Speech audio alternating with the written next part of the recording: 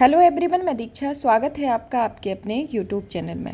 UPSC प्रारंभिक परीक्षा को ध्यान में रखते हुए यूपीएससी प्रीलिम्स क्रैश कोर्स श्रृंखला चलाई जा रही है, जिसमें आपको काफ़ी मेजर टॉपिक जो हैं उनको कवर किया जा चुका है और आपको जो लास्ट 50 डे हैं उनमें आपको जितने भी टॉपिक हैं उनको कवर कराया जाएगा। अभी जो हमारा टॉपिक कवर किया जा रहा है वह आर्ट एंड कल्चर का है, जिसमें अभी आपका भारतीय स्थापत्य कला के बारे में पढ़ा जा चुका है। अगर आपने नहीं देखा है तो आप देख सकते हैं। यूपीएससी प्रीलिम्स क्रैश कोर्स 2024 नाम से प्लेलिस्ट है, वहाँ जाके आप देख सकते हैं। आज का जो हमारा दूसरा टॉपिक आता है भारतीय मूर्तिकला के बारे में, कि मूर्तिकला के संदर्भ में जानते हैं कि भारतीय मूर्तिकला के संदर्भ में कहाँ किस मूर्तिकला की क्या खासियत है और विभिन्न कालों के संदर्भ में भी देखा जाएगा। चलिए तो सबसे पहले देखते हैं कि मूर्तिकला के संदर्भ में आखिर जान लेते हैं कि मूर्तिकलाएँ किस किस तरीके की, मतलब कि किसके काल में किस तरीके की मूर्तियाँ हैं। जैसे कि मूर्तियों के संदर्भ में देखा जाए तो भारतीय मूर्तिकला में सबसे पहले तो आती है हड़प्पा कालीन मूर्तिकला, दूसरी आती है मौर्यकालीन मूर्तिकला, तीसरी आती है मौर्योत्तरकालीन मूर्तिकला या शुंगकालीन मूर्तिकला या कुषाणकालीन मूर्तिकला, इस नाम से जाना जाता है। और फोर्थ नंबर पर आती है आपकी गुप्तकालीन मूर्तिकला। तो इनके संदर्भ में आपकी विभिन्न कालों की मूर्तियाँ कला है, इन सब के बारे में पढ़ा जाएगा। साथ ही साथ में बौद्ध प्रतिमा शास्त्र की जो बुद्ध की जो प्रतिमाएँ हैं, जैसे कि अभय मुद्रा, वरद मुद्रा, भूमि स्पर्श मुद्रा, धर्मचक्र प्रवर्तन मुद्रा, वज्र मुद्रा, तो किस तरीके से इन मुद्रा की क्या स्थिति रहती है और क्या इनकी मान्यता रही, इसमें किस तरीके की मतलब कि एक तरीके से इम्पोर्टेंस रखते हैं, तो उनके संदर्भ में पढ़ेंगे। क्योंकि ये यूपीएससी के जो एग्ज़ाम आता है तो उसमें इस तरीके के क्वेश्चन पूछे जाने की पॉसिबिलिटी ज़्यादा रहती है और आते भी हैं इस तरीके के क्वेश्चन। चलिए तो सबसे पहले हमारी पहली मुद्रा मतलब कि मूर्तिकला आती है हड़प्पा कालीन मूर्तिकला के बारे में।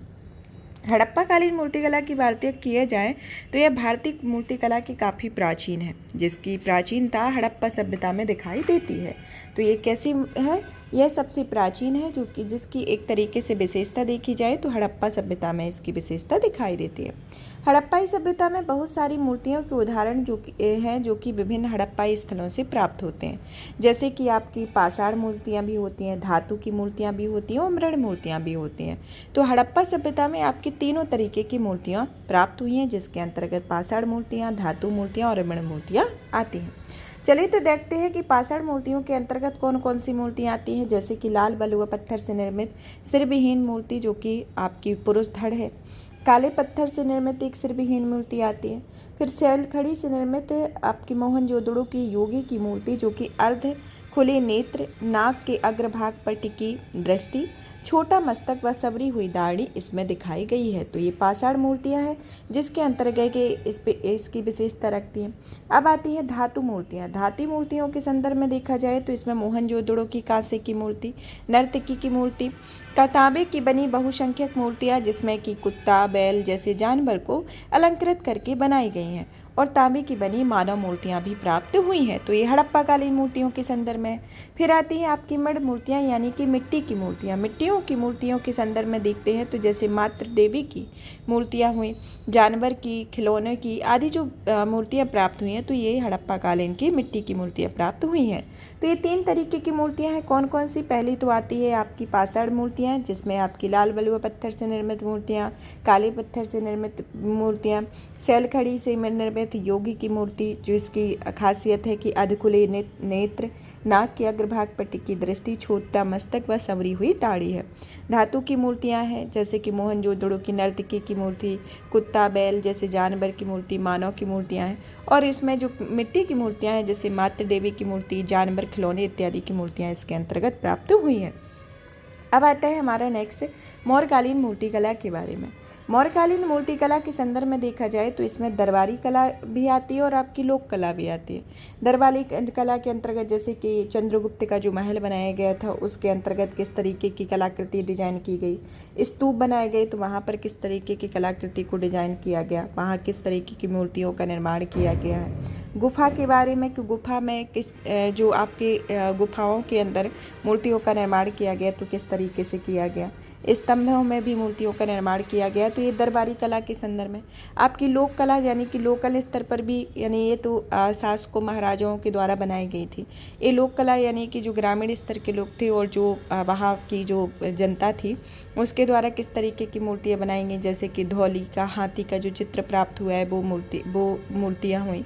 यक्षिणियों की जो मूर्तियाँ प्राप्त हुई हैं वो उस तरीके की मूर्तियाँ, और मृण मूर्तियाँ भी यहाँ पर प्राप्त हुई हैं जो कि लोक कला की दृष्टि से इम्पोर्टेंट होती हैं।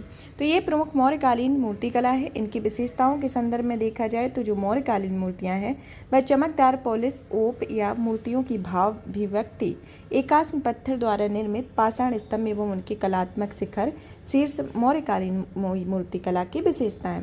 तो इनकी विशेषताएं क्या है कि यहाँ पर चमकदार पॉलिश यानी कि ओप, मूर्तियों की भावाभिव्यक्ति, एकाश्म पत्थर द्वारा निर्मित पाषाण स्तंभ और उनके कलात्मक शिखर यहाँ की प्रमुख विशेषता है। मौर्यकाल में जो मूर्तियाँ उपलब्ध हुई हैं उनमें पत्थर और मिट्टी की मूर्तियाँ तो मिली हैं किंतु धातु की कोई मूर्ति प्राप्त नहीं हुई है। तो यह मौर्यकाल में कोई धातु की मूर्ति प्राप्त नहीं हुई है, लेकिन हड़प्पा सभ्यता में आपको धातु की मूर्तियाँ भी मिली हैं, कांसे की मूर्तियाँ भी मिली हैं और साथ ही साथ में आपको मिट्टी की और पत्थर की मूर्तियाँ भी मिली हैं। तो हड़प्पा काल में आपको मूर्तियाँ मिली हैं, लेकिन यहाँ पर आपको देखा जाए तो पत्थर और मिट्टी की मूर्तियाँ तो मिली हैं लेकिन धातु की कोई भी मूर्तियाँ नहीं मिली है। तो यह मौर्यकालीन की इसकी एक अलग से विशेषता है जिसको आपको पॉइंट आउट करना है। अब आता है कि मौर्य काल में मूर्तियों का जो निर्माण है वह चिपकवा विधि, यानी कि चिपकवा विधि वो विधि होती थी जहाँ पर अंगुलियों व चुटकियों का इस्तेमाल करके या सांची में ढालकर इसका निर्माण किया जाता था। तो इस तरीके की मूर्तियों का निर्माण यानी कि चिपकवा विधि का देखा गया है। वो मौर्यकालीन मृण मूर्तियों के विषय हैं जैसे कि पशु, पक्षी, खिलौना और मानव की मूर्तियाँ, और ये मृण मूर्तियाँ जो हैं वह गैर धार्मिक उद्देश्य वाली मृण मूर्तियाँ होती थी। तो ये जो मिट्टी की मूर्तियाँ बनाई जाती हैं वह गैर धार्मिक उद्देश्य से बनाई जाती थी, और ये पशु, पक्षी, खिलौने और मानव की मूर्तियों को इनसे निर्मित किया जाता था। अब आता है कि प्रस्तर मूर्तियाँ जो यहाँ पर अधिकांशतः बनाई जाती थी उनमें शासकों द्वारा बनवाई जाती है, फिर भी किसी देवता को अभी प्रस्तर मूर्ति नहीं ढाला गया है। तो जो मूर्तियाँ तो बनाई जाती थी लेकिन वहाँ किसी देवता की जो मूर्ति है वह पत्थर से नहीं बनाई गई है। कुछ विद्वानों के अनुसार मौर्यकालीन मूर्तिकला पर ईरान और यूनानी कला का भी प्रभाव देखने को मिलता है। तो इस तरीके से ये मौर्यकालीन मूर्तिकला है। अब आती है मौर्योत्तरकालीन मूर्तिकला या शुंगकालीन या कुषाणकालीन मूर्तिकला के बारे में। यह मूर्तिकला जो है वह प्रथम शताब्दी ईस्वी में इस दौर में मूर्तियों के साथ साथ प्रतिमाओं का भी प्रादुर्भाव हुआ तथा नवीन मूर्तिकला शैली का भी आगमन हुआ, और यह प्रतीकात्मक इस काल की मूर्तिकला की प्रधान विशेषता है। तो यहाँ जो प्रतीकात्मक मूर्तिकला का प्रादुर्भाव देखने को मिला तो यह इस काल की एक प्रमुख विशेषता रखती है। और इसी दौरान आपकी गांधार और मथुरा शैली की भी विकास हुआ।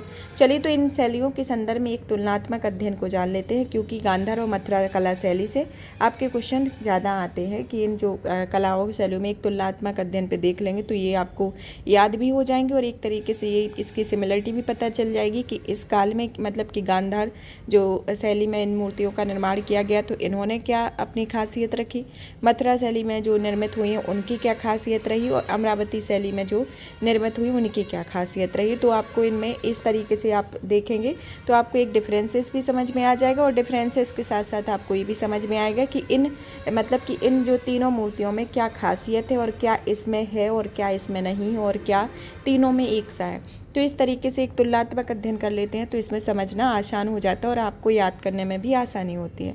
अब आता है इसमें सबसे पहले तो कालखंड को देखते हैं कि गांधार शैली का कालखंड जो रहा है वह आपका मौर्योत्तर काल रहा है, और मथुरा शैली का भी कालखंड मौर्योत्तर काल, और अमरावती शैली का भी जो काल रहा है वह मौर्योत्तर काल रहा है। फिर इसमें जो गांधार शैली का जो कुषाण शासकों के द्वारा संरक्षण किया गया था, मथुरा शैली का भी कुषाण शासकों के द्वारा, और अमरावती शैली का सातवाहन राजाओं के द्वारा संरक्षण किया गया था। गांधार शैली के प्रभाव विस्तार को देखा जाए तो यह उत्तर पश्चिम सीमांत और आधुनिक कंधार क्षेत्र में इनका विस्तार रहा है। मथुरा शैली का जो रहा है इसमें मथुरा, सोंग, कंकाली, टीला और आसपास के क्षेत्रों में इनका विस्तार देखने को मिला है। और अमरावती शैली का जो विस्तार है वह कृष्णा गोदावरी की निचली घाटी में, अमरावती और नागार्जुन कोंडा में तथा उसके आसपास के क्षेत्रों में इसका विस्तार देखने को मिलता है। अब बाह्य प्रभाव के संदर्भ में देखा जाए तो यूनानी और हेलेनिस्टिक मूर्तिकला का व्यापक प्रभाव देखने को मिलता है और यह शैली प्रभाव स्वदेशी प्रभाव लिए हुए यहाँ पर बाह्य प्रभाव नदारद है और यह शैली जो है वह स्वदेशी रूप से विकसित की गई है। तो इस तरीके से हुआ है, यानी कि आपकी जो मथुरा शैली है और अमरावती शैली है वहाँ स्वदेशी प्रभाव दिखाई देता है, यानी कि यहाँ तो स्वदेशी मथुरा शैली में प्रभाव ही दिखाई देता है, लेकिन अमरावती शैली में यह स्वदेशी रूप से विकसित ही है। और जो गांधार शैली है वहाँ पर यूनानी और हेलेनिस्टिक मूर्तिकला का व्यापक प्रभाव देखने को मिलता है। धार्मिक संबद्धता के संदर्भ में देखा जाए तो ग्रीको रोमन देवताओं के मंदिरों से प्रभावित मुख्य रूप से बौद्ध चित्रकला है और यहाँ पर मथुरा शैली में उस समय तीनों धर्मों यानी कि हिंदू, जैन और बौद्ध धर्म का प्रभाव देखने को मिलता है और यहाँ पर जो आपकी अमरावती शैली है वहाँ पर बौद्ध धर्म के प्रभाव को मुख्य रूप से देखने को मिलता है। अब गांधार शैली में प्रयुक्त सामग्रियों के बारे में बात कर लेते हैं कि गांधार शैली में प्रारंभिक गांधार शैली के नीले धूसर बलुआ प्रस्तर का उपयोग किया गया और बाद की अवधि में मिट्टी और प्लास्टिक के उपयोग का साक्षी बना रहा है। और इसमें आता है चित्तीदार लाल बलुआ पत्थर का प्रयोग हुआ है मथुरा शैली में और यहाँ पर अमरावती में सफ़ेद संगमरमर का इस्तेमाल देखने को मिला हुआ है। अब आता है इसके अंतर्गत आपका कि बुद्ध मूर्ति की विशेषताओं के बारे में, जैसे कि गांधार शैली में लहराते घुंघराले बाल, आध्यात्मिक या योगी मुद्रा, आभूषण रहित, जटायुक्त, आदि बंद, आदि खुली आँखें।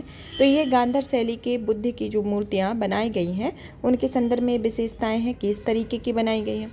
और यहाँ पर क्योंकि इस जो बुद्ध की मूर्ति की विशेषताओं से रिलेटेड क्वेश्चन आपके पूछे जाते हैं और पूछे जा चुके हैं कि इनमें जो आपकी गांधार कला शैली में किस तरीके की बुद्ध की प्रतिमा को वर्णित किया गया है, मथुरा शैली में किस तरीके से बुद्ध की प्रतिमा को वर्णित किया गया है, तो आपको इनको नोटिस करना है।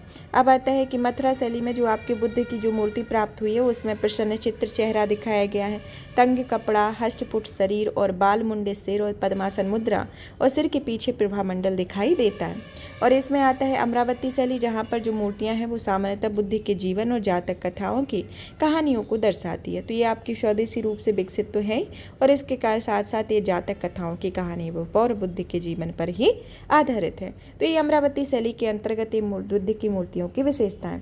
तो इस तरीके से इनके संदर्भ में इनकी विशेषताएं, इनका एक तुलनात्मक अध्ययन है, तो इस तरीके से आता है।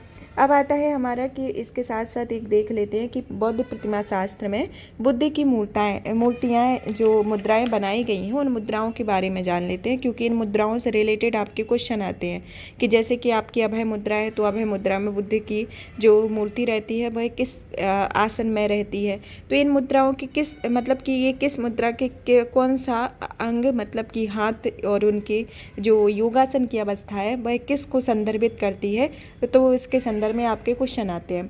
तो इनके बारे में जान लेते हैं कि बौद्ध कला में, बौद्ध धर्म में देखा जाए तो यह विभिन्न भागों में दिखलाया जाता है जिन्हें मुद्रा कहते हैं और प्रत्येक मुद्रा की विशेष अर्थ होता है कि इन प्रतीकात्मक मुद्राओं का प्रयोग कभी कभी विभिन्न कर्मकांडों तथा ध्यान आदि के लिए किया जाता है।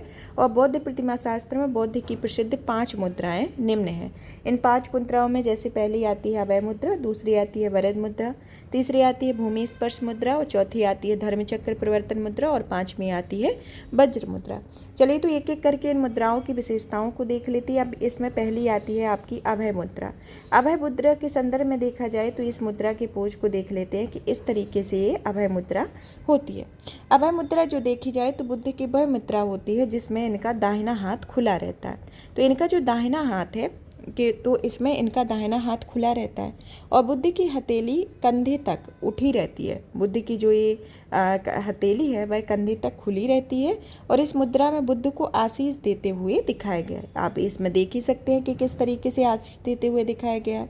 और अभय ज्ञान प्राप्ति को दर्शाता है जो बुद्ध को ज्ञान प्राप्ति के तुरंत बाद बोध हुआ था। तो इस तरीके से ये अभय मुद्रा के संदर्भ में इसकी विशेषता है। अब आती है आपकी वरद मुद्रा। वरद मुद्रा के संदर्भ में देखा जाए तो यह मुद्रा जो है वह बुद्ध के खुले हथेली मतलब कि इस तरीके से आप देख ही सकते हैं कि इसमें खुले हथेली को बाहर की ओर रखा जाता है। और वरद मुद्रा जो है वह करुणा तथा आशीष देते हुए बतलाई गई है और इस मुद्रा में देखा जाए तो यह ध्यान बुद्ध रत्न संभव के साथ जोड़कर दिखाया जाता है।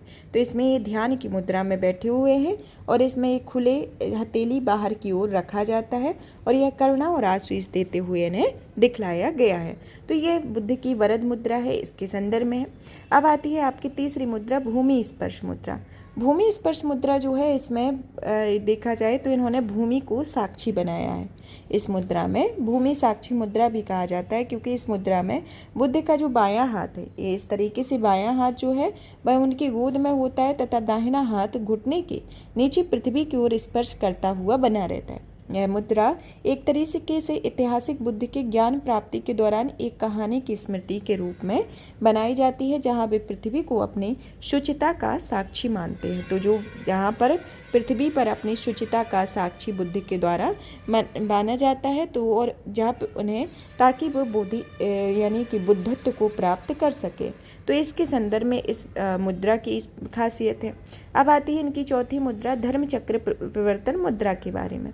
यह मुद्रा इस तरीके से दिखाई गई है। इस मुद्रा के अंतर्गत देखा जाए तो इसमें दोनों हाथ की उंगलियां जो है बुद्ध की इनका अंगूठा और उंगलियां एक दूसरे को स्पर्श कर रहा है, एक दूसरे को स्पर्श करते हुए एक घेरा बनाते हैं। इस तरीके से आप देख सकते हैं कि ये घेरा बना रहे हैं, जिसमें पूरा घेरा एक दूसरे को स्पर्श करते हुए बनता है। इसमें बायां हाथ शरीर की ओर घुमा होता है तथा दायां हाथ शरीर से दूर होता है। यह मुद्रा बुद्ध के प्रथम धर्मोपदेश से संबंधित है, जिसे धर्म चक्र प्रवर्तन कहा जाता है, और इसे मुद्रा दक्षता तथा ज्ञान के एक ओर को भी बतलाता है। तो इस की मतलब कि ये वैसी मुद्रा जहाँ पर बुद्ध के प्रथम धर्मोपदेश से संबंधित है, जिसमें इनकी दोनों हाथों की उंगलियां और अंगूठे एक दूसरे को स्पर्श करते हैं और एक घेरा को बनाते हैं। तो इस तरीके की मुद्रा जो है वह धर्म चक्र प्रवर्तन मुद्रा है। फिर आती है 5th नंबर की आपकी वज्र मुद्रा। वज्र मुद्रा जो है, इस मुद्रा में दाहिनी अंगुलियों, इसमें जो आपकी दाहिनी अंगुलियां बाएं हाथ से ढकी हुई दिखाई गई हैं। दाहिनी उंगलियां इस तरीके से बाएं हाथ से ढकी हुई दिखाई गई हैं, और यह मुद्रा बोधयंगी मुद्रा भी कही जाती है, जो सर्वोच्च विवेक को बतलाती है। और वज्रयान बोधयान में यह मुद्रा स्त्री पुरुष सिद्धांतों के मेल को बताती है। तो इस तरीके से ये वज्रयान जो मुद्रा है, वज्र मुद्रा है, इसके बारे में इनकी विशेषता होती है। तो ये आपकी बौद्ध प्रतिमा शास्त्र से रिलेटेड जो मुद्राएं हैं, इनसे रिलेटेड आपके क्वेश्चन आते हैं। तो ये 5 मुद्राओं से संबंधित आपकी विशेषताएं पूछी जाती हैं। अब आता है गुप्तकालीन मूर्तिकला के बारे में। गुप्तकालीन मूर्तिकला को एक तरीके से देखा जाए तो यह मूर्तिकला तीनों धर्मों, जिसमें बौद्ध, जैन, ब्राह्मण, हिंदू धर्म के अलावा गैर धार्मिक विषयों की भी मूर्तियाँ बनाई गई। ये मूर्तियाँ जो है वह सारनाथ, मथुरा, पाटलिपुत्र गुप्तकालीन मूर्तिकला के प्रमुख केंद्र रहे हैं। गुप्तकालीन मूर्तियों की निर्मलता, अंग सौंदर्य और वास्तविक हाव भाव एवं जीवंतता में कला की ऊंचाई प्रदान की हुई है। और गुप्तकाल में जैन धर्म पर हिंदू प्रभाव बढ़ रहा था, इसलिए तीर्थंकरों के बगल में इंद्र, शूर और कुबेर आदि की मूर्तियां भी बनने लगी थी। तो उस टाइम पे देखा जाए तो इस प्रभाव को देखा जा रहा था, जिसके संदर्भ में ये मूर्तियाँ वहाँ पर इस तरीके से बनाई जाने लगी थी। गुप्तकालीन जो जैन के अंतर्गत विशालकाय बाहुबली की मूर्तियाँ बननी शुरू हो गई थी, और गुप्तकाल में जैसे कि दशावतार मान्यता आई, और इस दौरान सर्वाधिक मूर्तियाँ ब्राह्मण हिंदू धर्म से संबंधित बनी, जैसे कि एलोरा में दशावतार मूर्तियाँ, खजुराहो, देवगढ़ आदि जगहों पर विष्णु के 10 अवतारों की मूर्त रूप से दिखाया गया, और देवगढ़ की शेषाशयी विष्णु मूर्ति भी प्रसिद्ध है। और इसी समय पर नटराज शिव की मूर्ति को भी बनाया गया था, जो कि एक अलग ही विशेषता रखती है। नटराज शिव की मूर्ति के संदर्भ में जान लेते हैं, क्योंकि इस मूर्ति की मुद्राओं से रिलेटेड आपके क्वेश्चन आते हैं कि नटराज जो एक तरीके से देखा जाए तो यह किससे मिलकर बना है। नट मतलब कि नृत्य और राज मतलब कि शासन। तो ये नटराज मतलब कि इसका फुल फॉर्म क्या है, नटराज, जिसमें नट का अर्थ होता है आपका नृत्य करते हुए, मतलब कि नट का होता है नृत्य, और राज का अर्थ होता है शासन, मतलब कि नृत्य पर शासन करने वाला। तो इस तरीके से इसको मतलब कि नृत्य पर शासन जो करता है वह नटराज कहलाता है। तो इस तरीके से इस मुद्रा को दिखाया गया। यह मुद्रा जो है वह हिंदू देवता भगवान शिव का एक रूप है, मतलब कि इसे भगवान शिव के रूप में बताया गया है, जो कि एक रूपीय होती है तथा यह गतिशील संरचना भी इनमें देखने को मिलती है। तो इस तरीके से इस मुद्रा के अंतर्गत आता है। अब इस मुद्रा की विशेषताओं के बारे में देखा जाए तो सबसे पहले तो इनकी विभिन्न भुजाओं के संदर्भ में बात करते हैं। विभिन्न भुजाओं में शिव, यहाँ पर नटराज शिव को देवीय शक्ति के रूप में दिखाने के लिए विभिन्न भुजाएं दिखाई गई हैं। जैसे कि जो नटराज का जो बायां हाथ है, मतलब कि इनका जो बायां हाथ है वह जो नीचे की तरफ भक्तों की आत्मा की शरण को इंगित करता है, इनका जो आत्मा के शरण को जो इंगित करता है। फिर आता है इनका जो शिव के दाहिने हाथ में खुली हथेली अभय मुद्रा के दर्शाती है, जो इनकी खुली हथेली है वह अभय मुद्रा को दर्शाती है। साथ ही साथ जो शिव के दाहिने हाथ में डमरू बनी हुई है, डमरू बनी हुई दिखाई देती है, तथा यहाँ पर शिव के ऊपर बायां हाथ ब्राह्मणी अग्नि की तरफ इशारा करते हुए दिखाया गया है। तो इस तरीके से यह दिखाया गया। अब आते हैं इनके पैरों के बारे में उल्लेख किया जाए तो इनका जो बायां पैर है, बायां पैर जो है वह यह नृत्य के भाग के रूप में ऊपर उठा हुआ है, मतलब कि इस तरीके से बायां पैर जो नृत्य के भाग के रूप में उठा हुआ है। और दाहिना पैर जो है वह पैर जो नीचे अज्ञानता के प्रतीक के रूप में, मतलब कि अज्ञानता के प्रतीक के रूप में बना है, जो कि शिव के द्वारा कसकर दबाया होता है, मतलब कि बौने दैत्य के रूप में। तो इस तरीके से बना हुआ है। और ब्राह्मणी अग्नि का ये घेरा दिखाई देता है, जो कि शिव के चारों तरफ अर्ध अंडाकार, एक चारों तरफ जो शिव के चारों तरफ अंडाकार और घेरा, इसे ब्राह्मणी अग्नि कहा गया है, जो विध्वंस और रचना का प्रतीक है। तो यह ब्राह्मणी अग्नि है जो कि एक विध्वंस और रचना का प्रतीक है। अन्य प्रतीक जैसे कि इनका सर्प के बारे में बात की जाए तो सर्प जो है वह शिव के अस्त्र के रूप में है। इनकी जटा जो है वह जटा जो देखी जाए तो यह एक तरीके से शिव को योगी के रूप में दिखाया गया। और यहाँ पर जो गंगा है वह मनुष्यों के कल्याण के प्रतीक को बताया गया है। तो इस तरीके से इनकी है। और इसके साथ ही आती है इनके अर्धचंद्राकार की स्थिति, जो कि शांति का प्रतीक है। अर्धचंद्राकार इनके शांति का प्रतीक है। और इनके कान का कुंडल जो है वह स्त्री तथा पुरुष दोनों पक्षों से संबंधित है, जो स्त्री पुरुष ऊर्जा के ब्रह्मांडीय संतुलन को बतलाती है।